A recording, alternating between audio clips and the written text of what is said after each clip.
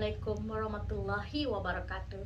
Nama saya Nur Syakina binti Isa, pelajar Diploma Pendidikan Awal Kanak-kanak Pembilan April 2022 dengan nombor metrik diisi 04220018. Hari ini saya akan menerangkan matematik konsep temporal dengan tajuk saya yaitu Kitaran Hidup Kangkung. Konsep temporal ini boleh didefinisikan sebagai perkara yang melibatkan masa. Contohnya sebelum, semasa, selepas, dan akan datang. Saya akan menerangkan tentang kitaran hidup kangkung. Oke, yang pertama adalah dari biji benih kangkung. Setelah mendapat sinaran cahaya matahari dan juga air yang mencukupi, dia akan semakin lama akar akan tumbuh daripada biji benih tersebut. Selepas itu hari makin hari dapat menerima sinaran cahaya yang banyak dan juga dapat terima air yang cukup. Dia akan menjadi daun dan lama-kelamaan akan menjadi kangkung. Oke, daripada pembelajaran kitaran hidup kangkung ini, kita boleh ketahui ataupun mengajar kanak-kanak bahwa sesuatu benda yang hidup tidak akan kekal menjadi benda yang seperti contohnya kanak-kanak tidak akan kekal menjadi kanak-kanak. Semakin masa berlalu, mereka akan membesar sedikit demi sedikit seperti kangkung ini. Oleh itu, kanak-kanak mengetahui bahwa semakin lama masa berlalu, semakin lama mereka membesar dan kejadian akan banyak berlaku. Oke, seterusnya saya akan menerangkan cara-cara untuk melakukan bagaimana kita dapat melihat kitaran hidup kangkung ini. Yang maksud saya adalah aktiviti yang boleh dilakukan bersama kanak-kanak untuk melihatkan kitaran hidup kangkung lagi dengan lebih jelas, yaitu hidroponik. Apakah itu hidroponik? Hidroponik ini adalah teknik tanaman tanpa menggunakan tanah, yang hanya menggunakan air ataupun baja yang diperlukan. Oke, hari ini saya akan menerangkan cara-cara untuk melakukan hidroponik yang mudah yang dapat dilakukan oleh kanak-kanak yang berusia dari umur 5 tahun hingga ke atas, yaitu hidroponik yang basic ataupun kita kata mudah, yaitu hidroponik rendaman. Mari kita lakukan bersama-sama. Bahan-bahan yang diperlukan boleh kita cari dengan bahan kitar semula. Kita boleh cari di rumah ataupun barang-barang yang telah kita lakukan ataupun gunakan. Oke. Bahan yang pertama, yang paling penting adalah badan untuk melakukan hidroponik tersebut, yaitu kita menggunakan botol minuman. Hidroponik sebenar akan menggunakan pipe PVC, tapi kita boleh juga menggunakan botol minuman ini. Seterusnya adalah cawan plastik ini.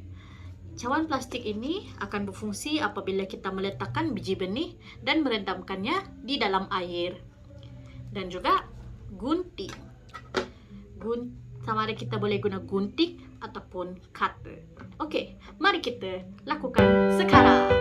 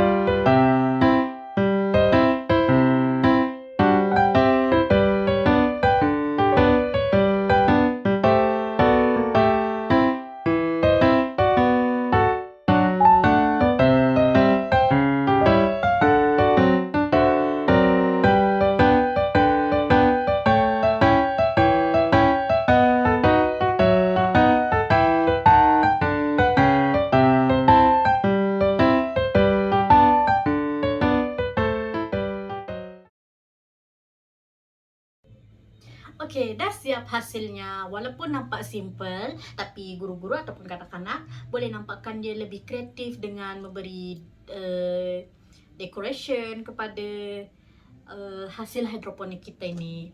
Okey, setelah selesai melakukan badan untuk hidroponik ini, kita akan masukkan air dan biji benih.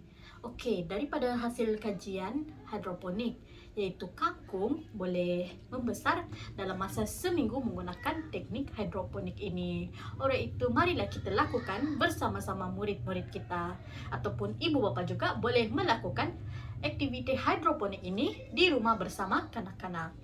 Okey, apakah objektif daripada hasil pembelajaran temporal konsep ini dengan kitaran hidup kangkung ini? Yang pertama, seperti yang saya telah jelaskan, bahawa kitaran hidup kangkung ini boleh memberi kanak-kanak kefahaman tentang kitaran hidup mereka melalui masa yang akan berlalu dengan kitaran hidup. Okey, daripada hasil pembelajaran kita pada hari ini, apakah objektif yang kita dapat? Yang pertama, seperti yang saya telah terangkan pada awal video tadi, bahawa kitaran hidup kangkung ini mengajar kanak-kanak bahawa bagaimana kitaran hidup mereka akan berlalu. Tidak semestinya mereka akan kekal menjadi kanak-kanak dan masa itu hanya berlalu seperti begitu sahaja. Masa akan berlalu semakin lama dan kanak-kanak ataupun benda hidup akan membesar. Seterusnya, daripada hidroponik tersebut, kanak-kanak dapat melihat lagi dengan lebih jelas tentang kitaran hidup pertumbuh besaran kangkung tersebut. Oleh itu, mereka juga pada masa yang sama dapat melakukan aktiviti yang mengurus masa dengan betul. Sebagai contoh, kanak-kanak apabila melakukan hidroponik ini akan diberi masa tertentu untuk menukar air hidroponik itu. Oleh itu, dengan aktiviti tersebut, kanak-kanak akan lebih menjadi bertanggungjawab dan menjadi orang yang dapat mengatur masa dengan lebih baik. Dan terdapat lagi objektif-objektif lain yang kita dapat daripada aktiviti tersebut. Sekian daripada saya, Nur Syikina binti Isa. Terima kasih.